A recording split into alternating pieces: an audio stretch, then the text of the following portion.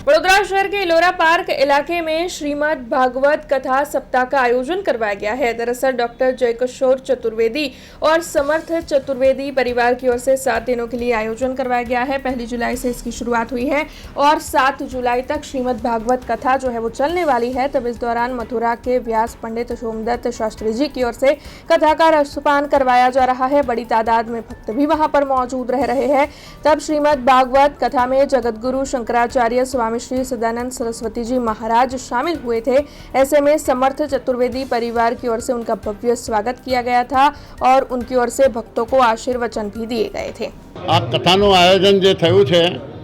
તે મારા બાપુજીની બહુ વર્ષોની ઈચ્છા હતી અને જ્યારે સ્વરૂપાનંદજી જગતગુરુ શંકરાચાર્ય જ્યારે જીવિત હતા ત્યારે જ્યારે અમારા ઘરે પધાર્યા હતા તે વખતે એમની ઈચ્છા પ્રગટ કરી હતી અને સંયોગ એવો થયો કે એ ઈચ્છા તે વખતે પૂર્ણ ના થઈ,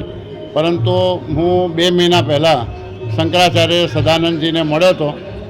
ત્યારે બહુ વિસ્તૃત મારે એમની સાથે ચર્ચા થઈ અને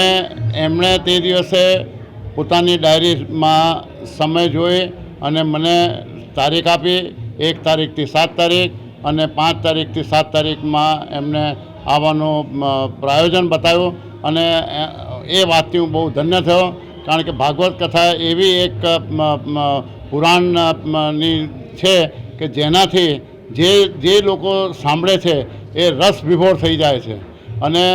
આ એક જિંદગીનો મોટામાં મોટો લહાવો છે કે જે લોકો ભાગવત કથા સાંભળે અને જે આપણા ધર્મની સનાતન ધર્મની જે વાતો છે એ વાતોને અમલ કરે અને એ વાતો પણ જે એવી પણ છે કે જે આપણી જિંદગીમાં આપણે જો એને અમલ કરીએ તો એ આપણા માટે બહુ સુખરૂપી સારી રીતે થઈ શકે છે અને આપણે પ્રેમ ભાવ અને સારી ભાવનાથી એકબીજાની સાથે મળી શકીએ છીએ, વાત કરી શકીએ છીએ અને આપણા મનની જે શુદ્ધિ થાય છે। हमसे जुड़े रहने के लिए हमारे YouTube चैनल को सब्सक्राइब करें और नई वीडियो की नोटिफिकेशन के लिए बेल आइकॉन को दबाएं।